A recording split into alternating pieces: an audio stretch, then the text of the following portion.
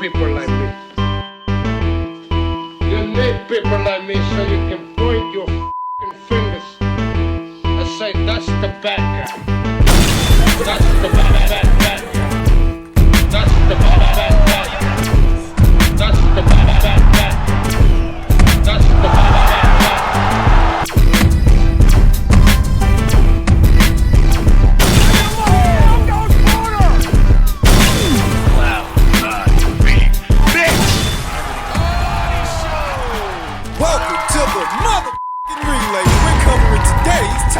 News. Okay, we'll start with this. The latest from Katie Taylor ahead of her upcoming rematch with Amanda Serrano on the undercard of Jake Paul versus Mike Tyson on Netflix. Katie says, I'm pushing my body and my mind. I love my job. Short and simple. Katie Taylor, if you've followed her career, you'll know she's not one to mince very many words. And outside of the big stages that she's fought on, she's not actually one for the spotlight.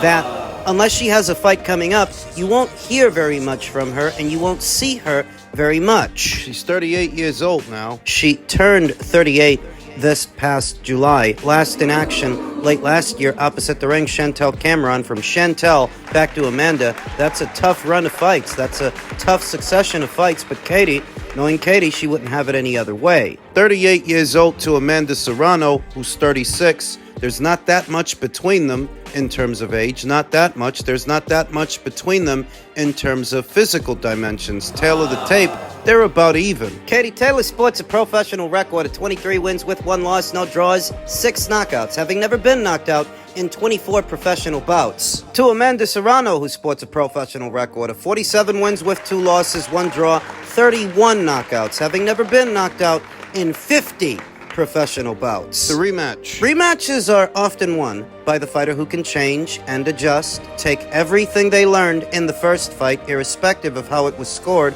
or irrespective of what happened, and adjust with those things in mind. That's how rematches are often won. And we've seen Katie Taylor in at least 2 rematch situations. The rematch with Delphine Persoon, the rematch with Chantel Cameron.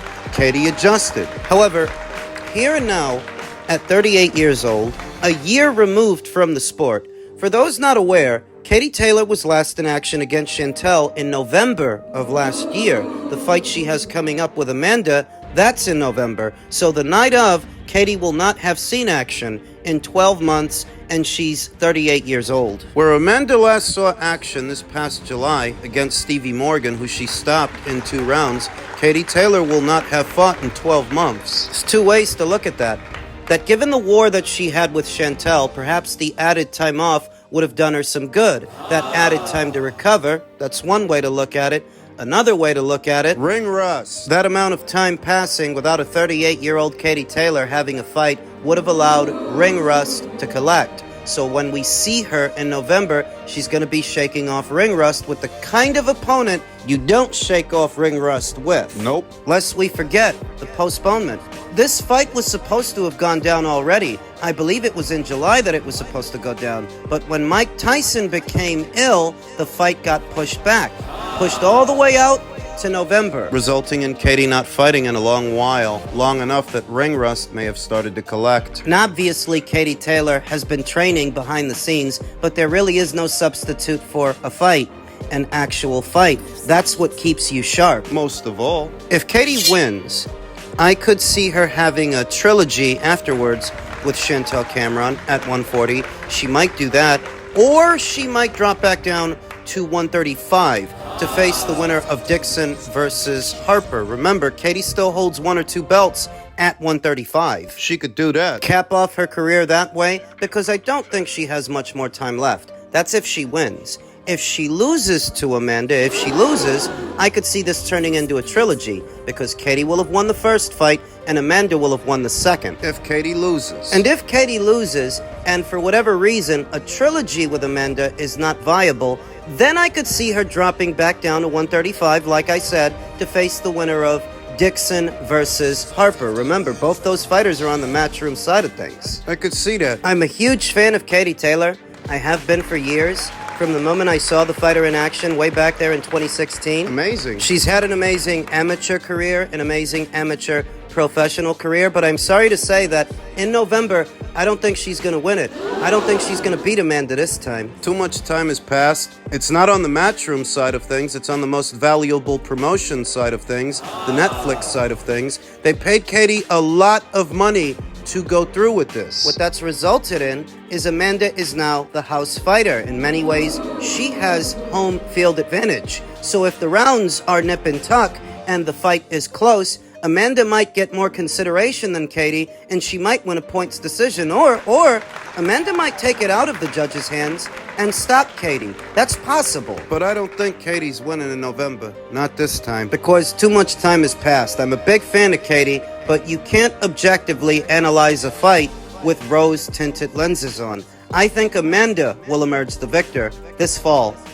In men's super flyweight news, the Jesse Bam Rodriguez versus Juan Francisco Estrada rematch will reportedly not be happening next, as Estrada has decided not to exercise his rematch clause and move up to bantamweight instead, freeing Bam up to seek super flyweight unification fights. The problem is, all the other super flyweight champions are spoken for. There's supposed to be a rematch between Kazuto Ioka and unified champion Puma Martinez later on this year. During New Year's Eve, we talked about that. Puma's spoken for. He's got 2 of the 4 belts. Kosei Tanaka, he's spoken for. He's got the other. He's supposed to be having a fight in October. The way I see it. It was smart of Gallo to forego the rematch with Bam because it wouldn't have gone any differently in a second fight. Same thing would have happened. It allows him to extend his career a little longer, moving up to bantamweight. Now, I don't figure he's going up to bantamweight to target somebody like Junto Nakatani. It's too dangerous. Doesn't pay enough. I figure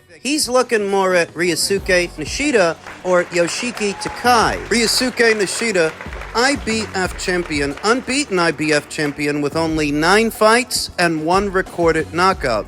To a guy as experienced as Gallo, guy like that's going to look like low-hanging fruit that maybe you can't beat a Junto, but you can beat Ryosuke for his IBF title or Yoshiki for his WBO. He's got about 10 pro fights. Gallo would have the same advantage over the both of them, that they might be younger and fresher, but they're a whole lot greener. And Gallo, at his age, boiling down to 115, not having to do that anymore and campaigning at 118, that might be a breath of fresh air for him. 34 years old at super flyweight, as experienced as Gallo is, that's getting up there in age. The guys at the lower weights are more reliant on speed and reflexes than, say, a heavyweight. A 34-year-old heavyweight isn't thought of as being old at all, but a 34-year-old super flyweight, that's getting up there in age. And remember, those little guys fight till they're burger. They throw punches and bunches from the opening round to the final round. Those little guys show more of a work rate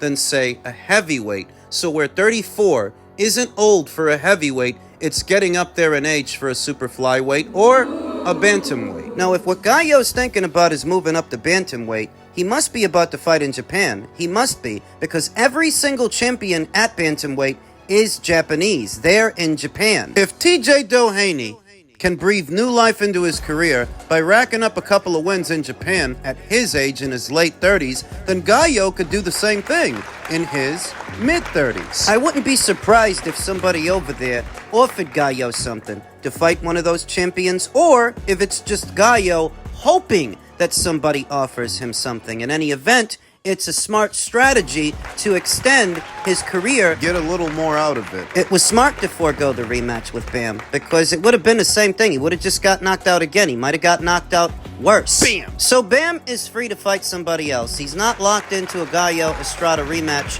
anymore. He doesn't have to oblige him. What should he do in a situation where all the other champions are momentarily spoken for? Well, he could always take care of his mandatory challenger by way of the WBC.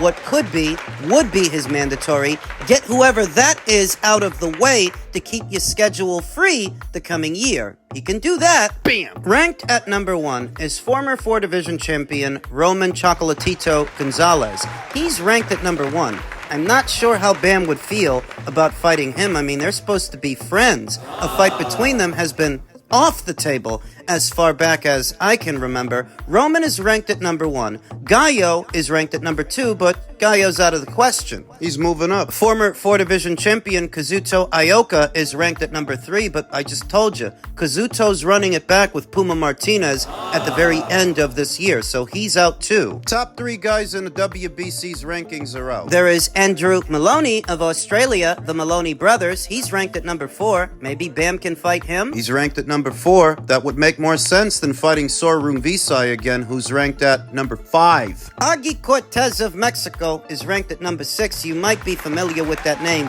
That's the same Augie Cortez that gave Gallo all he could handle over a year ago when they fought. Bam! After that, it's slim pickings in the WBC's rankings, just a lot of unfamiliar names that Bam would have to choose from. Bam! That's what they can do. Now that they don't have to fight Gallo, go down the World Boxing Council's rank standings, find the highest ranked contender, petition the WBC to qualify them as your mandatory challenger so that you can get them out of the way now.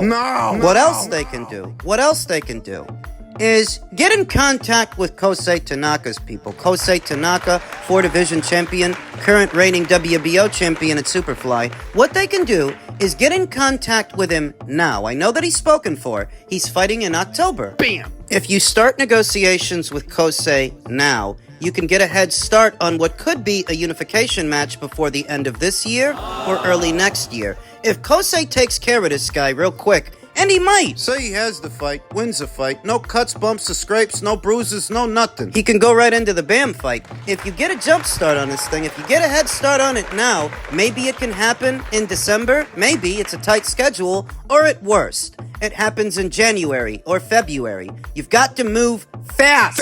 You might be able to get Kosei in the ring before you get the winner of Martinez versus Ioka in the ring, because that's not happening until December, where Kosei will be fighting in October, so he'll be free sooner. Bam! We're in September now. Kosei's fight is next month. You get a head start on negotiations, you get moving. Bam! Bam versus Kosei is a fantastic fight, by the way. It's a great fight, if I do say so myself. Kosei likes to throw punches in bunches. He's an action guy, and so is Bam. Bam! It's a great fight. I don't think that Kosei has ever fought abroad before. I don't think that Kosei has ever fought in America. Let Bam fight Kosei, let Kazuto fight Fernando again, let those guys settle up with each other, then move into the undisputed title fight. That's what this division needs. An undisputed champion. I like Bam Rodriguez's odds to do it if he can get those fights, but getting those fights, that's the hard part. See if he gets them. Finally, in men's lightweight news, per veteran boxing scribe Dan Rafael, despite reporting from some that Gervonta Davis would next fight on November 2nd, that's not happening. Per sources, if he does fight again this year, It's gone from a when to an if. the PBC is looking at either late November on the 23rd or December 14th, to which veteran boxing scribe Marcos Villegas responded, December 14th probably paired with Benavidez, just like the Frank Martin fight. They had David in the co-main. So maybe they'll do that again. So I gotta tell you, you don't go from headlining your own shows and your own pay-per-views to being a decorative item for someone else's because of how popular you are or how many tickets and pay-per-views you're selling. That's not how it works. If David once again ends up being relegated to Gervonta Davis's co-main, that's because of how much David isn't selling. Back over to Gervonta. Rumors and rumblings about a Rayo Valenzuela fight that might turn out to be Gervonta Davis's next fight, with the question being, when does it happen? Does it happen before this year is out, or does it happen next year? Not a good look if it does. Not a good look if this year comes and goes and all Gervonta would have done is beat Frank Martin. You're supposed to be the face of boxing, or the face of the division, the face of this, the face of that, and this is the kind of schedule you're on. And you said Tank is life-changing money, but I don't agree anymore, because at the back end, maybe some pay-per-view coins if he give you a percentage, or what you could do after the fight. He gave Frank what he gave Frank. That wasn't a lot. You can make that. Boots is offering that money to fight. So Tank is really out there robbing people. You get you get 1.5. Tank offered 1.5 with $3 pay-per-view backside to Frank Martin, a non-champion. Just think about Exactly. that. No. Think about that. Non-champion. Norman got offered 1.7, which is only 200,000 more than Frank, and with a belt and a tough fight that he had to go through to get that belt. Only thing different is that Tank is giving you that $3, which does make a difference. Trust me, it does. But the thing is you're the face of boxing. Why am I getting the same amount that Boots is offering? You're not really paying to be the face. You guys just always making up excuses for Tank, man. And they don't want to pay nobody. They didn't want to pay Devin. They didn't want to pay Teal. They didn't want to pay nobody. Loma, they just ran from Loma. Now they want to fight Loma 7 years later. You know, it's ridiculous, man. Say the truth, Dance, man. Don't let them get away with this bull crap. Man, how many times they said Devin outpricing himself? That's why they couldn't get the fight, Ness. How many times was that their excuse? And then when that didn't work, what did they say? Oh, he's too big. Shit. Everybody has failed negotiations, champ. How many failed negotiations? This guy's supposed to be the star of the division, and he can't get in the ring with no other star without crazy stipulations. That's ridiculous. Be like, hey, yeah, you fight me, I'll fight you. Just,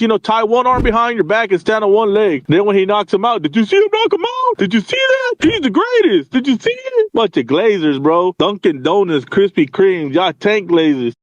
Because who is Gervonta Davis paying life-altering money? Do Gervonta's opponents make for fighting Tank what Canelo's opponents make for fighting him? Do they get $6 and $7 and $10 million like Billy Joe and Callum Smith and Caleb Plant? Like they did. You know the answer. Tank doesn't pay his opponents what Canelo pays his opponents, yet people want to say that Tank is the face. Tank is the face of boxing. Not making what Canelo makes per fight, not paying what Canelo pays for a fight, pays his opponents. So in what way is Tank the face? People are tired of the propaganda. Caught a couple of reels from our buddies at The Boxing Voice, disgruntled boxing fans that are tired of content creators gaslighting them about Gervonta Davis. No, he's not the face. He's not paying life-altering money. There's always an excuse for him to circumvent fighting the somebodies in his divisions, whether it's 130, 135, or 140. He doesn't fight who he's supposed to for the reputation people want him to have. They're saying that he's struggling to find an opponent. All the while, Teofimo doesn't have a dance partner,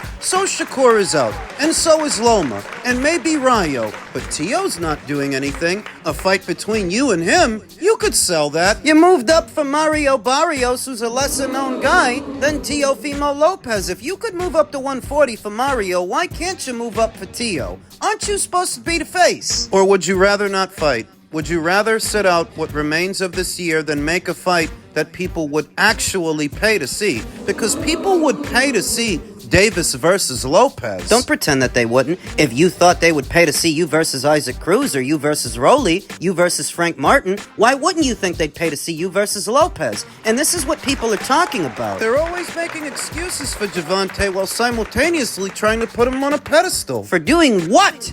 And beating who? I don't know if he's going to fight again before this year is out. Frankly, I don't care. The real story here is that other people feel that way too. People are snapping out of it. They're waking up. They're not buying this bullshit, this propaganda about Gervonta Davis. Save it!